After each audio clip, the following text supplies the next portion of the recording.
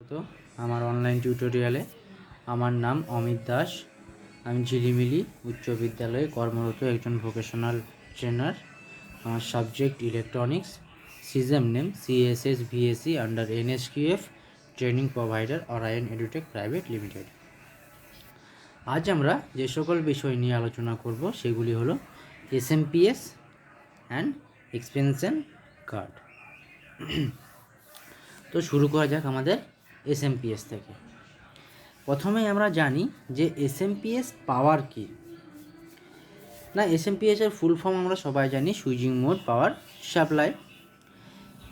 এই switching mode power supply automatic switch পাওয়ার machine হিসাবে ধরা যায়, কারণ এখানে আমার একটা সার্কিটে যত অ্যাম্পিয়ার কারেন্ট প্রয়োজন হবে ঠিক তত পরিমাণই কারেন্ট কিন্তু সাপ্লাই করবে, না বেশি করবে না কম করবে। এর জন্যই একে SMPS পাওয়ার বলা হয়, যেটাকে বলা হয় সুইচিং মোড পাওয়ার সাপ্লাই। দেন তারপর আসবো SMPS পাওয়ার সাপ্লাই কি বা SMPS কি। SMPSকে যদি আমি এক কথায় বলে থাকি তাহলে হলো AC কারেন্টকে DC কারেন্ট করার প্রক্রিয়াকরণ সুইচিং মোড পাওয়ার সাপ্লাই যন্ত্রকে SMPS পাওয়ার সাপ্লাই বলে। AC কারেন্টকে DC কারেন্ট করে, আবার DC কারেন্টকেও কিন্তু DC কারেন্টে পরিণত রাখে, সেটা আমরা পরে বলবো। কারেন্টকে AC আর DC কারেন্টে পরিণত করে পরিমাণ অনুযায়ী। সেই যন্ত্রটির নাম হলো SMPS। আমরা দেখে নিই কিছু ছবি SMPS এর ছবি আমাদের দেখতে অনেকটা এরকম হয়, যেটা আমাদের CPU এর মেনলি পিছন অংশে লাগানো হয়, এবং আমরা এটা দেখে থাকি আমাদের ল্যাপটপেও দেখে থাকি, এবং টিভির ক্ষেত্রেও এখন ব্যবহার করা হচ্ছে। তারপর এই SMPS আমার কিভাবে কাজ করছে আমরা একটু দেখে নেব না। প্রথমে আমি মেন ইনপুট দিলাম, আমরা তীর চিহ্ন দিয়ে দেখতে পাচ্ছি যে মেন ইনপুট আমি দিলাম। এটা হলো SMPS এর ভিতরের অংশগুলি যে কিভাবে কাজ করছে। তো কি করে প্রথমে না, ইনপুট রেকটিফায়ার অ্যান্ড ফিল্টার, সেটাতে কি করে না, এটি ভোল্টেজ রেগুলেশনের প্রথম ধাপ, ভোল্টেজকে রেগুলেটেড করে। একে রেকটিফিকেশনও বলা হয়, যেহেতু রেকটিফায়ার ব্যবহার করা হয়েছে। এই ধাপে AC ইনপুট ডিসিতে পরিবর্তন হয়। যদি কিন্তু আমার এখানে AC ইনপুট না লাগানো থাকে তখন আমার এই ইনপুট রেকটিফায়ার অ্যান্ড ফিল্টারের কোনো প্রয়োজন হবে না। এটা মেনলি আমার কী করে না, এসিকে ডিসিতে পরিবর্তন করতে ব্যবহার করা হয়। তারপর আসে ইনভার্টার স্টেজ বা ইনভার্টার চপার। এটি কী করে না, এটি ভোল্টেজ রেগুলেশনের কিন্তু দ্বিতীয় ধাপ।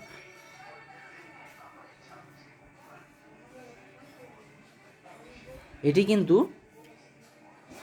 ওই এসি যেটা ডিসিতে করে সেখান থেকে পাওয়ার সাপ্লাই ইনপুট পায়, বা সরাসরি যদি এসি পাওয়ার না থাকে তাহলে কিন্তু আমার ইনপুট রেকটিফায়ার অ্যান্ড ফিল্টার প্রথম ধাপের কোনো প্রয়োজন নেই। তো সেই ক্ষেত্রে কিন্তু আমার সরাসরি ডিসি ইনপুট সাপ্লাই পাচ্ছে, সেটিকে এসিতে পরিণত করে ডিসিকে পাওয়ার অসিলেটরের মধ্যে দিয়ে পাঠিয়ে এসিতে পরিণত করা হয়। তারপর আসে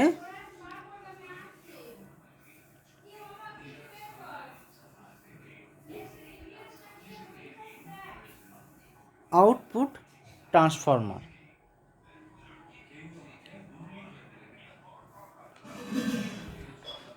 আউটপুট ট্রান্সফর্মার কি করে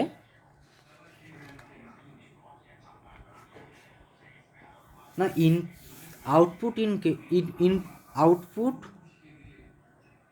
ইনপুটের থেকে যদি বিচ্ছিন্ন করে রাখার দরকার হয় সেক্ষেত্রে ইনভার্ট করা এবং এসি ট্রান্সফর্মার প্রাইমারি ওয়াইন্ডিংকে চালনা করতে পারে। আমি এখানে বলতে পারি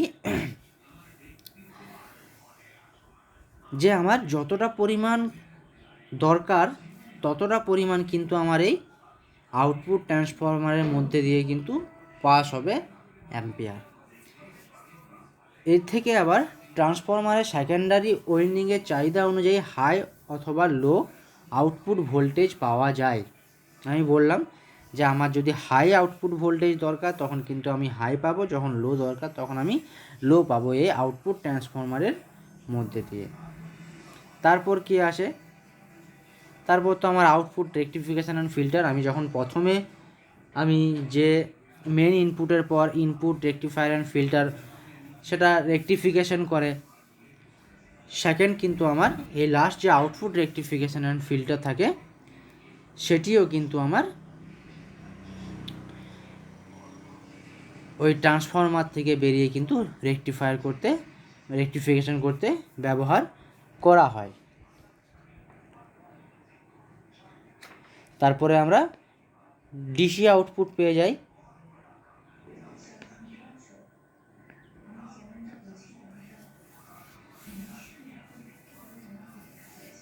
তারপর আসে আমার এক্সপেনশন কার্ড। না, এই এক্সপেনশন কার্ড এগুলি কম্পিউটারের এক প্রকার কার্ড,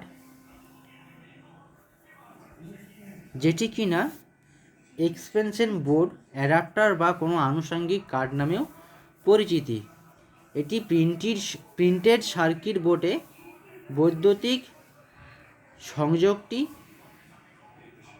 সন্নিবেশ করা যেতে পারে। আমি যদি ছবি দেখি তখন আমি দেখব, আমি যদি এক কথায় বলি যে এই এক্সপেনশন কার্ডের মধ্যে কিন্তু আমার এটাকে একটা প্রিন্টেড সার্কিট বোর্ডের মধ্যে দিয়ে নানা রকম কার্ডের যুক্ত করা থাকে।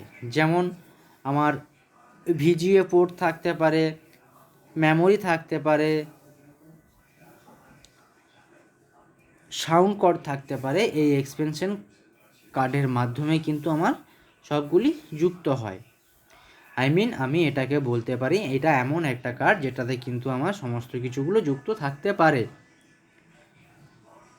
সেটি প্রিন্টেড সার্কিট বোর্ডের সাথে সংযোজিত। তো ভিডিওটি যদি ভালো লেগে থাকে একটা লাইক এবং ভিডিওটি দেখার জন্য ধন্যবাদ।